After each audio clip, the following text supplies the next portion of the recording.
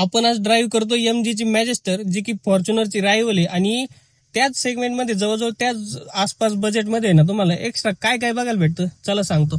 इथे जर बघितलं ना तर 12.3 इंच टच स्क्रीन, त्याच्यानंतर सेम 12.3 इंचचा इन्स्ट्रुमेंट क्लस्टर.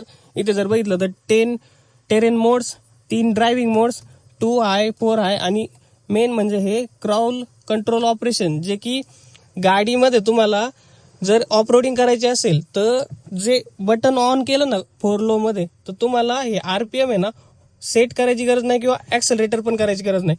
ऑटोमॅटिकमध्ये हा पाय तर काम करतच नाही, पण क्राउल कंट्रोल ऑपरेशनमध्ये हा पण पाय काम करण्याची आवश्यकता नाही. गाडी ऑटोमॅटिकली RPM हाय करते आणि लो करते जसं तिला रिक्वायरमेंट असेल तिथं तसं, आणि ऑफ रोडिंग कॅपेबिलिटी तिचे दर्शवते. बाकी अजून जर बघितलं तर पॅनोरामिक सनरूफ आहे, जे की नॉर्मल सनरूफ सुद्धा तुम्हाला टोयोटा फॉर्च्युनर मध्ये बघायला भेटत नाही. त्याच्यानंतर इथं जर बघितलं तर स्टिअरिंग व्हील असं प्रीमियम असं.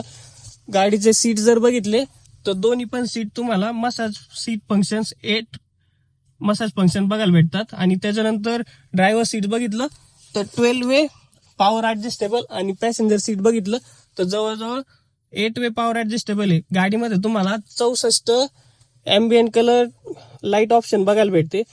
कशी वाटली तुम्हाला MGची मॅजेस्टर कमेंट करून नक्की सांगा. आणि या बजेटमध्ये जर तुम्ही कोणती चूज कराल, MG मॅजेस्टर की टोयोटा फॉर्च्युनर, कमेंट करून नक्की सांगा. व्हिडिओ आवडला तर लाईक करा. अशाच इन्फॉर्मेटिव्ह व्हिडिओसाठी तुम्ही आपल्या ऑटोगन मराठी पेजला नक्की फॉलो करा. धन्यवाद.